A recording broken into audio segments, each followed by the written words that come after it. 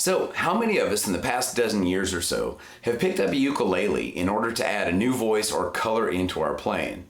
Well, a lot of us. Now, how many of us have actually taken the time to understand the instrument and have made an effort to actually become a ukulelist? And you know what? It's not as hard as you may think. In fact, we can put our guitar knowledge to work for us. So let's discuss a practical approach to transitioning to the ukulele from the guitar.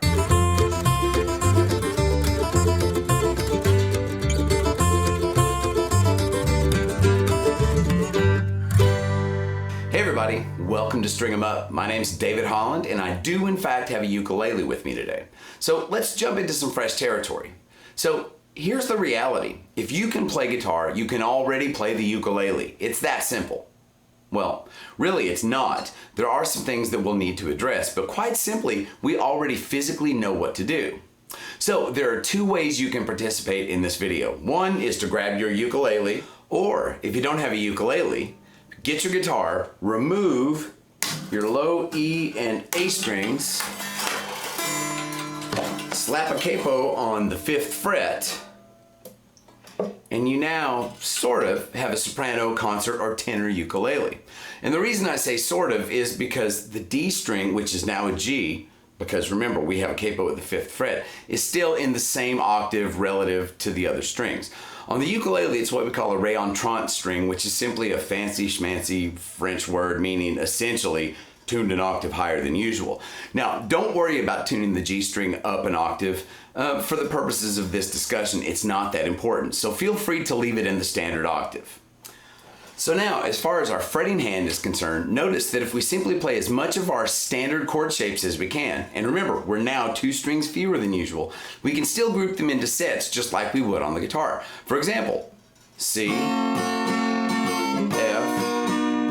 G,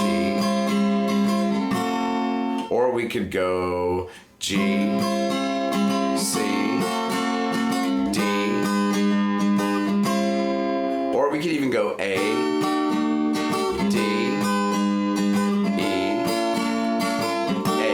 etc. So now that we're capoed, what does this do to the names of our chords? Well, simply, all of the chord names move up 4 letters. In other words, G now equals G, A, B, C. D becomes D, E, F, G. A becomes D, so forth and so on. Now, even though our fingers should be fairly confident making the chord shapes, it might take a while for the transposed chord names to lodge firmly in your brain. And keep in mind that transposing chord names to the ukulele won't make you forget the chord names on the guitar. You're just simply learning an additional skill. So notice I'm back to the ukulele. We've already talked about our fretting hands, but what about our strumming hands? Well, you can feel free to proceed just as you would on the guitar. Any strumming pattern you know on the guitar will work. And heck, it's even legal to use a pick. However, I think that generally you'll get better sounding results without a pick, and here are 3 different suggestions for learning how to strum with your fingers. Number 1, index finger. Simply use your index finger for alternate strumming. Your nail hits the string on the downstroke and the flesh of your fingertip hits the string on the upstroke, which adds some variety and texture to your pattern.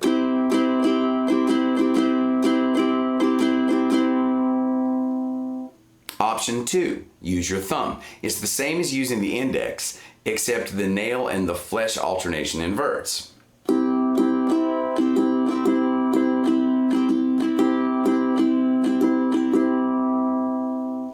And option 3, use your thumb and your index. Thumb for downstrokes and the finger for upstrokes. And this method usually produces a mellow timbre as both strokes hit the string with the flesh of the finger only.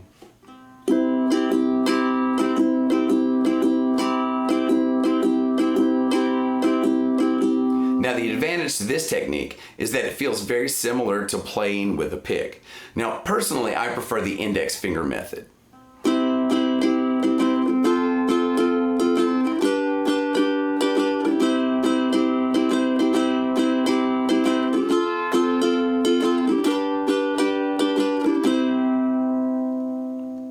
So if we've forgone a pick altogether, can we finger pick on the ukulele? Well, you bet.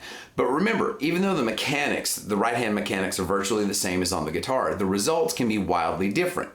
Remember, because we have a re-entrant string, our thumb is no longer playing a bass note. In fact, the experience is a little like playing a bluegrass banjo with a high drone string. The fingerpicking pattern I like to use on the ukulele are the Piedmont blues style patterns.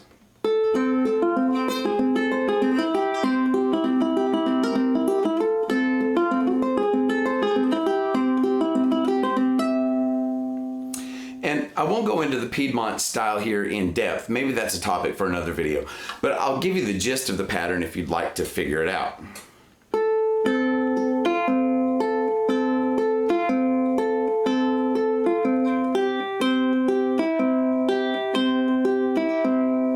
And also, 4-finger classical guitar arpeggios work very nicely also.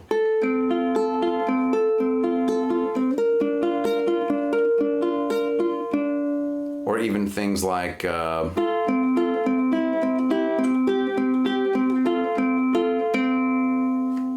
Now, if you're a guitarist who hasn't already joined the ukulele club, well, why not? The ukulele is extremely portable. I almost always have one in the car. And it's also great for sneaking into birthday parties, or as the holiday season approaches, it's ideal for accompanying carolers.